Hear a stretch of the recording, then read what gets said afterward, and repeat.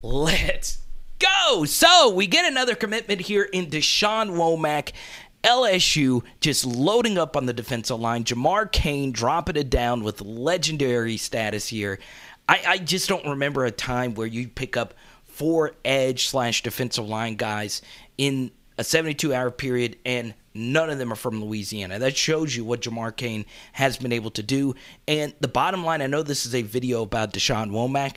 The story, though, honestly, is Cain getting this job done. I remember when I actually reached out to a few of my Oklahoma guys and said, look, is this guy really special? And he said, Carter, I don't know about the other coaches, but Jamar Cain was the best assistant on that guy who's going to the Big Ten now, Lincoln Riley's staff, and and Cain's just proving it, right? We can get into a discussion about technique, concerns, whatever, but the bottom line is getting the athletes on board, and Da'Shawn Womack certainly fits that build. And what we're going to do actually is, I've launched this Patreon channel, and it's going to be really cool because there's going to be deeper, more technical breakdowns on that channel with a lot of background research I put in to evaluating a prospect. So what we're going to do here is actually give you a Patreon-esque kind of breakdown. We've already gotten a few people signed up. I love it. And I'm actually going to break down right now, by far, my favorite play on Da'Shawn Womack's tape. Now, first off, shout out to Rob, shout out to Caucus, Andy, a few others. You guys have signed up. I really do appreciate it. Jared, man, it's really cool. All right, this is my dream to get to do this deeper type of breakdown such as this. So right here, this is a really, really good team, and I'll reveal who it is in just a second. But the first thing is you have to understand what St. Francis Academy actually is. It is a top 10 nationally ranked high school program. So Da'Shawn Womack is lined up right here, but on this defensive front, there are 3 other high-level Power 5 defensive linemen on this front. And over the past couple of years, on this roster right here, St. Francis Academy fielded 15 top 30 Maryland players. So that goes to show you that this is a big-time high school football program playing against a really, really good school. Now, I want to show you this. This left tackle right here, I'll reveal who it is in a second, is a 4-star who went to a really good program. But what I'm going to do is show you this play right here. This is actually Da'Shawn Womack at left end, and I just love this. This is really good stuff, okay? You take on the polar, and you blow this play up in the backfield, okay? Let's bring it back and slow it down, all right? Now, I want you to guess who this actually is right here, all right? If you're able to guess it, if you're watching this live on a premiere, just write his name down in the comment section, and I want you to see how Da'Shawn Womack, I'll reveal who it is in a second, takes on this block right here, okay? So this is a puller, and you're going to see this kind of block a lot at the collegiate level if you're going to play the edge. Now, more often than not, Womack will be playing more of this type of position, what is called a 4-eye, the inside shoulder of an offensive tackle. But there's going to be times when the puller is coming to kick you out as well. So you get this puller right here, and watch how he attacks this Division I athlete. Bang! Okay? A little soft from the tight end, if we're being honest. But still, he takes it on, blows the play up. It helps that everyone else is blowing their assignments up as well. And Womack gets in there and gets a little dirty, okay? And that player right there is Mason Taylor, who is currently committed and signed to LSU as a 3-star tight end, who actually had the best game of his career in that game. And this is Da'Shawn Womack making a play against IMG Academy, the most talented program in the country. So St. Francis Academy in Maryland just plays some of the best competition you possibly can play, and that is something that is a big positive of Da'Shawn Womack. That St. Thomas Aquinas game was a nationally televised game. You saw him going up against a green team, De La Salle. That was also a nationally televised game, and here he is dropping in the coverage, pursuing this wide receiver. So that right there was a Patreon-ish kind of breakdown. Bottom line is, I like Da'Shawn Womack. There's a lot that I can't wait to see as far as his development is concerned. I am interested in, LSU can't really talk about commitments. They can't really reveal this. But what do they actually view Da'Shawn Womack as? I do think they do view him as a defensive end in a 3-4, not a standing outside linebacker type.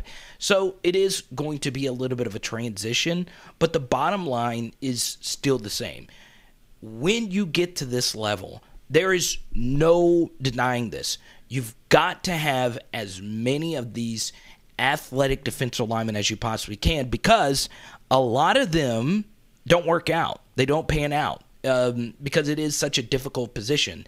And what's interesting about defensive line play is a lot of elite defensive linemen, they can play without good technique and just dominate everybody because they're just so much more athletic than everybody. But when you play better competition like Da'Shawn Womack did, he is more accustomed to playing against Division I athletes like he's doing here against IMG Academy.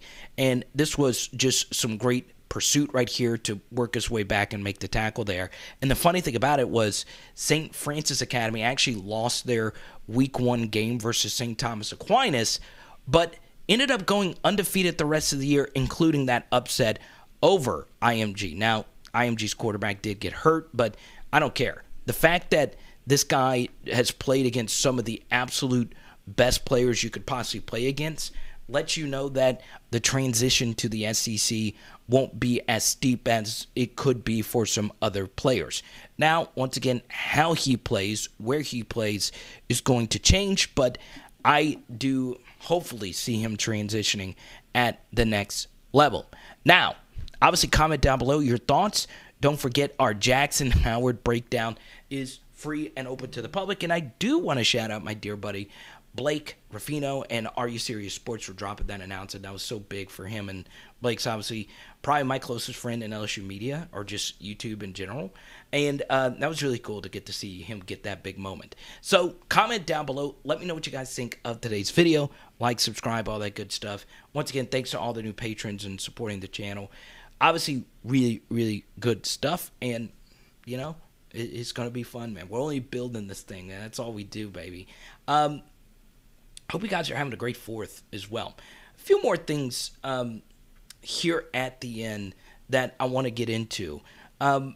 This was a big weekend for LSU, and we get so caught up in recruiting narratives. As great as this is, as much as we like to dunk on other fan bases, we're still a long way before signing day. There's still a lot of work to be done. The Shelton Sampsons, the Lance Hurd dominoes are going to be huge. I am going to be interested to see if LSU pursues more defensive linemen. I don't think they're done there. I really don't. And I'm going to be interested to see if they pursue and actually land some of these elite offensive line prospects that they have been after.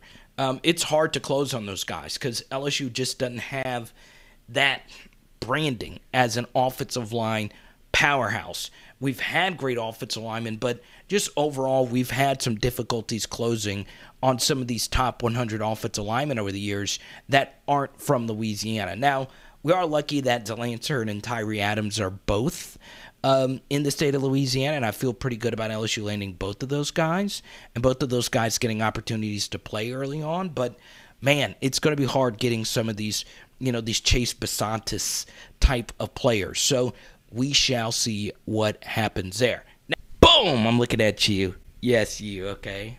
Had to get you late. So you're seeing Darron Reed's footage in the background.